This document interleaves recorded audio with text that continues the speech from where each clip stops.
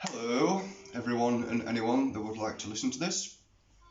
Okay, I made a video that some of you might have seen or some of you might not, that had a few Qigong exercises to improve lung function. I took that video down because it was incomplete. I just wanted to add a couple more elements to it. I wanted to explain a couple of things. So I'm going to launch straight into it. Okay, when you do these exercises, I will talk about form, and I will talk about posture, and I will talk about breathing, and I will talk about movement. But ultimately, doing any kind of breathing coinciding with movement is good for you. So don't worry too much about form. If you've got mobility issues and you're either confined to a wheelchair or something like that, and you can't get up and about, please don't worry about having to have your everything kind of as I explain, as you'll see later on in the video. Just doing any movements will help you. What you get in here is a mixture of meditation, physical exercise, and a bit of an energetic exercise as well. So those elements combined make this very, very, very worthwhile. So don't worry too much about the finer details of this. Having said that, I'm going to mention a couple of things I didn't mention last time, but they're very easy to implement. And this whole thing is about relaxing and getting some exercise while you're relaxing. Okay, I'm going to launch straight in. Okay, so I'm on a kitchen chair. You can be sat on your sofa, you can be seated cross-legged, you can be sat on a chair, you can even stand up if you want, but I will do a video with a few standing up moves in the very near future. So I'm seated like this. So I'm going to go through posture, but please, if this is difficult for you, you don't do anything your body won't let you do. Just work to your own capacity and try and do what you can, because this really will improve your health if you can manage to keep it up. Okay, we'll go straight on to the movements. Opening the arms to embrace nature. Number 2 in Tai Chi Shabasha form. This is really good for the lungs, as mentioned before in the last video, as it stretches the lung meridian, which comes up, goes to the shoulders nest, goes down the arm, comes out in the finger and thumb kind of way.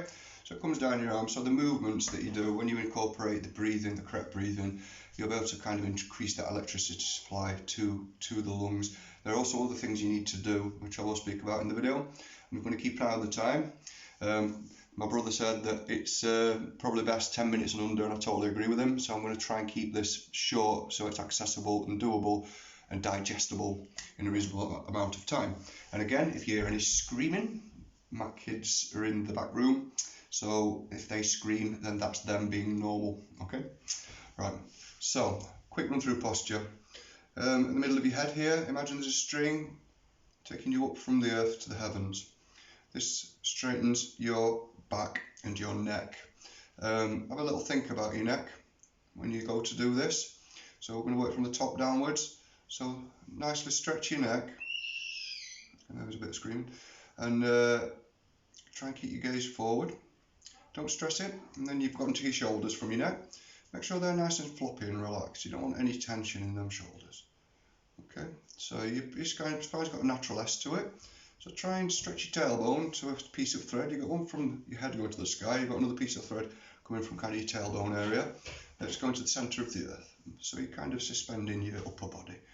Leave your arms floppy. Make sure you're comfortable. Now, I'd like to reiterate here, if you have to sit slumped, for your own comfort, then please do not be concerned about postural requirements. Just keep following, because you will definitely be able to do the breathing element of this, and you'll definitely be able to do the movement element. Okay, so all I want you to do, if you've got your hands on your laps, feet flat on the floor if you can. If you can't, please don't worry about it again.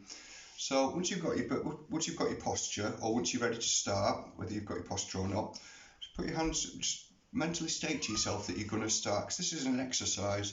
So you've got to kind of prepare yourself mentally for this. Even though it's light exercise, over a period of time of doing this, it can have the same effects as exercise if you overdo it. So take it gently, get your brain ready, start to meditate and come down into your breathing. Okay, so you close your eyes and you gently let your breath start to drip down first to around the solar plexus area. This also has the advantage of gradually enhancing what is called Wei Qi, which is good for the immune system. Over a period of time, and I must stress this, this is not a quick fix, over a period of time you can strengthen your immune system using these kind of exercises. Diligence is where it's at. Stick at it a couple of times a day and you will get there quicker than you expected.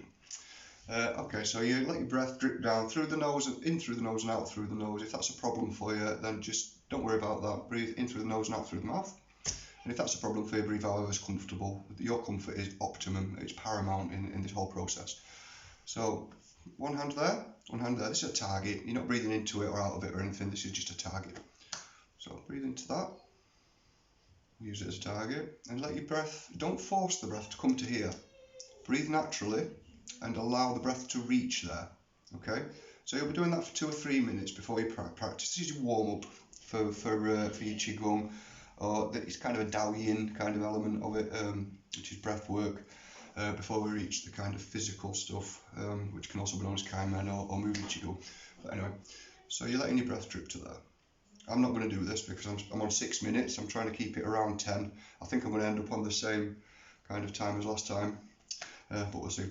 So once you've done that and you've dripped your breath, you're naturally breathing through your nose, but you're allowing your breath to gradually reach there. You don't force anything. You don't want to stress your nervous system in any shape, way, manner, or form. So once you feel that comfortable with that, move your hands down to just below your belly button and send your breath to there.